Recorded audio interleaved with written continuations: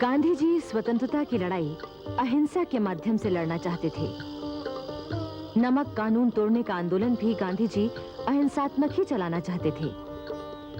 ये एक ऐसा प्रयोग था जिस पर सारी दुनिया की आंखें लगी थीं। परंतु उस समय देश में क्रांतिकारी दल अनेक हिंसात्मक कार्रवाइयां कर रहा था। गांधी जी ने वायसराय को पत्र लिखकर सूचना भी दे दी थी कि वो 12 मार्च 1930 को साबरमती आश्रम से दांडी के लिए प्रस्थान करेंगे।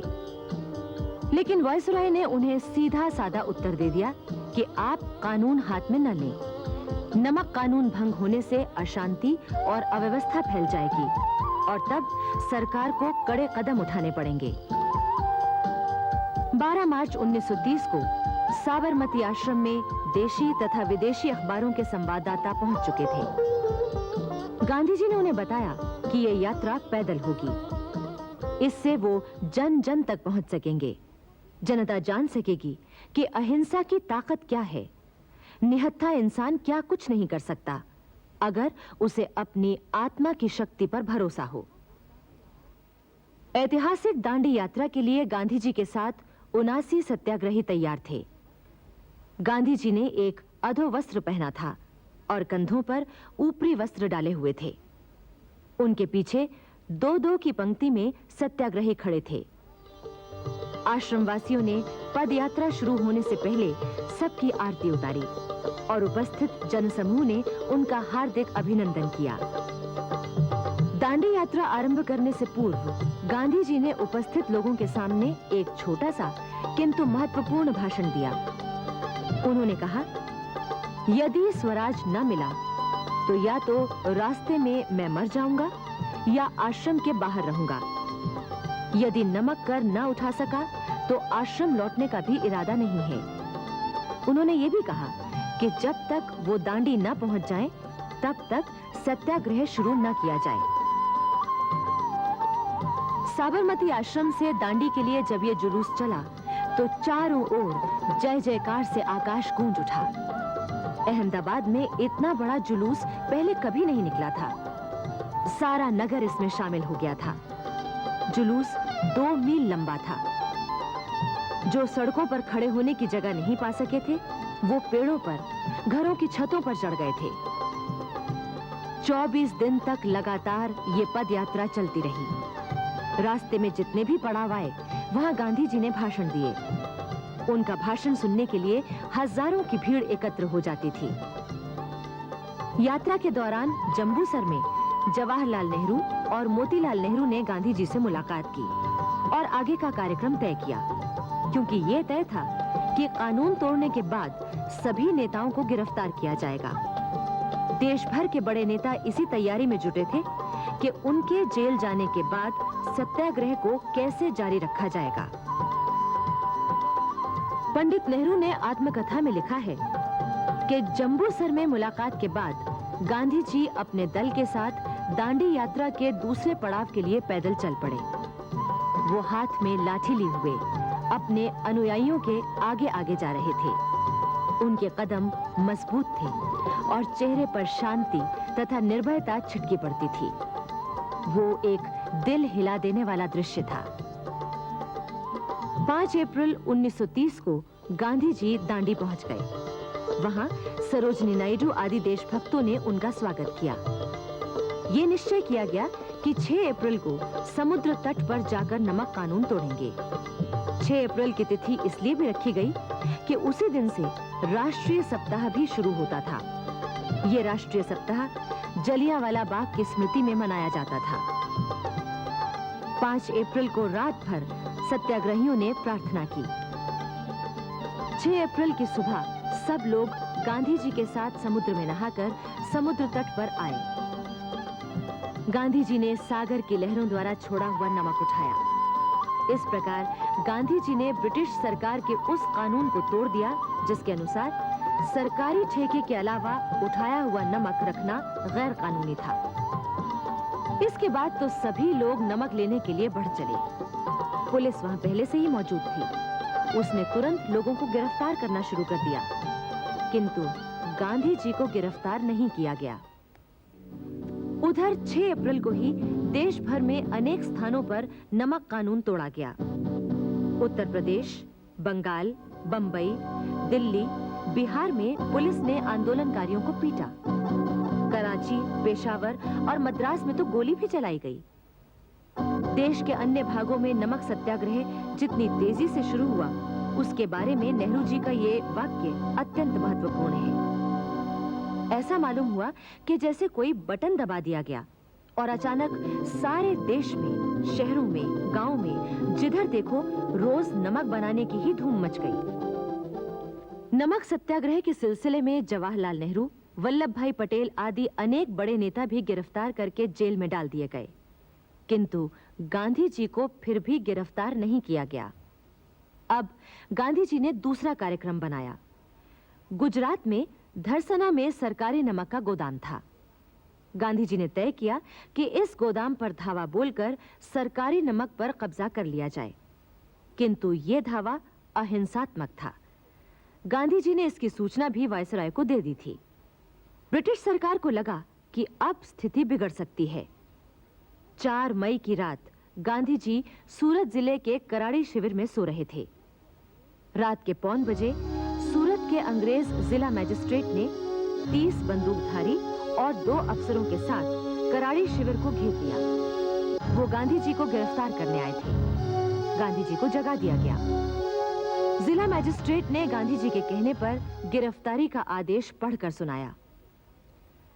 चूंकि governor general in council Mohandas Karamchand Gandhi की कार्रवाइयों को खतरनाक मानता है, इसलिए वो आदेश देता है कि उक्त मोहनदास करमचंद गांधी को 1827 रेगुलेशन 35 के तहत प्रतिबंध में रखा जाए और जब तक सरकार चाहे तब तक वो कैद में रहे। उसे तुरंत यरवदा जेल पहुंचाया जाए। गिरफ्तारी से पहले गांधी जी ने एक वक्तव्य जारी किया। उसमें कहा गया था, नमक कानून तो भंग हो चुका है।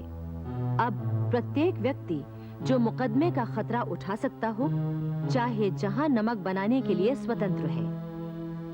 गांधी जी की गिरफ्तारी से नमक आंदोलन और भी जोर से भड़क उठा। भारत भर में हड़ताल हुई, बाजार और व्यापार बंद हो गए। गांधी जी के बाद धरसना पर धावा बोलने के लिए वृद्ध नेता अब्बास तैयब जी चुने गए। वो भी गिरफ्तार कर लिए गए। इसके बाद श्रीमती सरोजनी नायडू आगे बढ़ी तो वो भी गिरफ्तार कर ली गई। फिर तो जनता और पुलिस के बीच सीधा संघर्ष शुरू हो गया। हर शहर और गांव में नमक सत्याग्रह हुआ। पुलिस ने जनता पर लाठियों और बंदूकों से हमला किया। कांग्रेस की कार्य समिति को सरकार ने गैर कानूनी घोषित कर दिया। मोतीलाल नेहरू भी गिरफ्तार कर लिए गए। पेशावर में खान अब्दुल गफ्फार खान की संस्था अफगान यूथ लीग और उसके सदस्य खुदाई खिदमतगार कांग्रेस में शामिल हो गए। नमक आंदोलन के दौरान खुदाई खिदमतगारों पर बड़े अत्याचार हुए। लोगों को अपमानित करने के लिए उन्हें जबरदस्ती पकड़कर माफीनामे पर अंगूठा लगवाया जाता था। बहुत से वीर पठानों ने इस पर अपना अंगूठा ही काट डाला, जिससे इस जिल्लत से बच जाएं। खान अब्दुल गफ्फार खान के घर में आग लगा दी गई। उनके भाई डॉक्टर खान साहब का मकान धूल में मिला दिया गया। 23 अप्रैल 1930 को पेशावर में बहादुर पठानों ने सत्याग्रह की अहिंसक लड़ाई की एक ऐसी मिसाल पेश की जो इतिहास में कभी भी भूली नहीं जा सकेगी। सैकड़ों की संख्या में पठान मौत की जरा भी परवाह किए बगैर तोपों और बंदूकों की ओर बढ़ते गए और उन्हें बड़ी बेरहमी से अंग्रेजों ने भून दिया। सारे देश में अहिंसात्मक ढंग से कानून भंग करना जनता का धर्म बन गया था। ब्रिटिश सरकार की सभी जेलें भर गईं। यहाँ तक कि नई जेलें बनवानी पड़ी। लगभग 50-60 हजार लोग जेलों में बंद हो गए थे।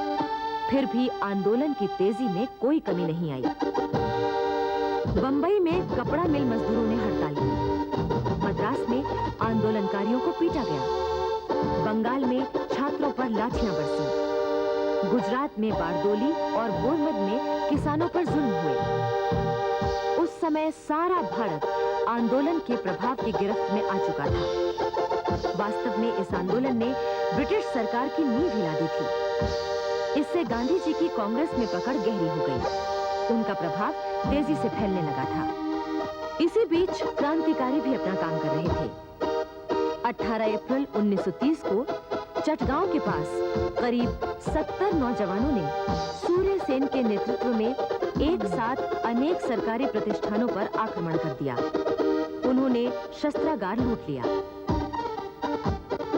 26 जनवरी 1931 को वायसराय के आदेशानुसार गांधी जी और कांग्रेस कार्यकारिणी के अन्य सभी सदस्यों को जेलों से रिहा कर दिया गया। मोतीलाल जी चूंकि बीमार थे, इसलिए उन्हें पहले ही छोड़ दिया गया था।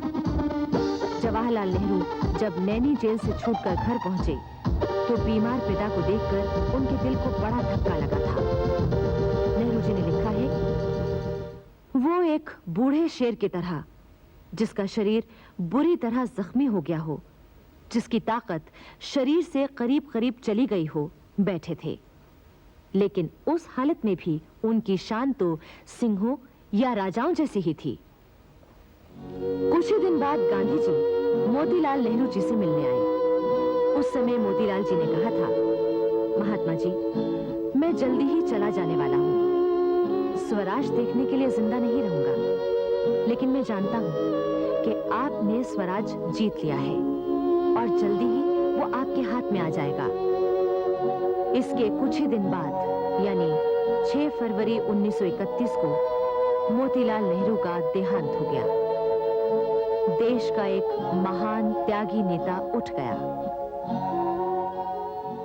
देश की राजनीति में उस समय नया मोड़ आया जब महात्मा गांधी और वायसराय लॉर्ड इरविन के बीच बातचीत हुई और कई महत्वपूर्ण मुद्दों पर समझौता हो गया। इनमें कुछ प्रमुख बातें थीं। सविनय अवज्ञा आंदोलन वापस लेना, गोलमेज कॉन्फ्रेंस में वैधानिक सरकार की स्थापना पर विचार, शराब और विलायती कपड़ों की दुकानों पर धरना कानूनी हद के अंदर रहेगा, सविनय अवज्ञा आंदोलन के दौरान पकड़े गए लोग रिहा किए जाएंगे, उन पर से मुकदमे उठा लिए जाएंगे, जुर्माने माफ होंगे, गरीब लोग अपने उपयोग के लिए नमक बना सकेंगे आदि। इस समझौते पर डॉक्टर राजेंद्र प्रसाद ने कहा था, गांधी इरविन समझौता इस माने में बहुत महत्वपूर्ण है कि ब्रिटिश सरकार ने पहली बार जनता की प्रतिनिधि संस्था से समझौते की बातचीत के लिए प्रयत्न किया है। उधर लाहौर हत्याकांड के सिलसिले में गिरफ्तार भगत सिंह, सुखदेव और राजगुरु पर मुकदमा चल रहा था। इसके 2 दिन बाद यानी 25 मार्च को कानपुर के प्रसिद्ध पत्रकार और हिंदू मुस्लिम एकता के अनन्य उपासक गणेश शंकर विद्यार्थी की हत्या का समाचार आया। इन दोनों समाचारों से कराची में वल्लभ भाई पटेल की अध्यक्षता में हो रहे कांग्रेस अधिवेशन में मातम छा गया था। कांग्रेस के इसी अधिवेशन में गांधी इरविन समझौते को अनुमोदित किया गया था। दूसरा गोलमेज सम्मेलन लंदन में 7 सितंबर से 1 दिसंबर 1931 तक हुआ। इसमें कांग्रेस के प्रतिनिधि के रूप में गांधी जी सम्मिलित हुए। अन्य नेताओं को ब्रिटिश सरकार ने नामजद किया था। इनमें पंडित मदन मोहन मालवीय और श्रीमती सरोजनी नायडू भी थीं। दूसरे गोलमेज सम्मेलन से बड़ी आशाएं थीं और लगता था कि स्वराज्य का सपना पूरा हो जाएगा। लेकिन उसमें तो गांधी इरविन समझौते तक की उपेक्षा कर दी गई थी। इस सम्मेलन में गांधी जी ने भारत का पक्ष बड़ी मजबूती से रखा, किंतु अंत में इस सम्मेलन का कोई नतीजा नहीं निकला। भारत लौटने पर गांधी जी ने कहा, यह बात सच है कि मैं खाली हाथ लौटा हूं, किंतु मुझे संतोष है कि जो ध्वज मुझे सौंपा गया था मैंने उसे नीचा नहीं होने दिया और उसके सम्मान के साथ समझौता नहीं किया।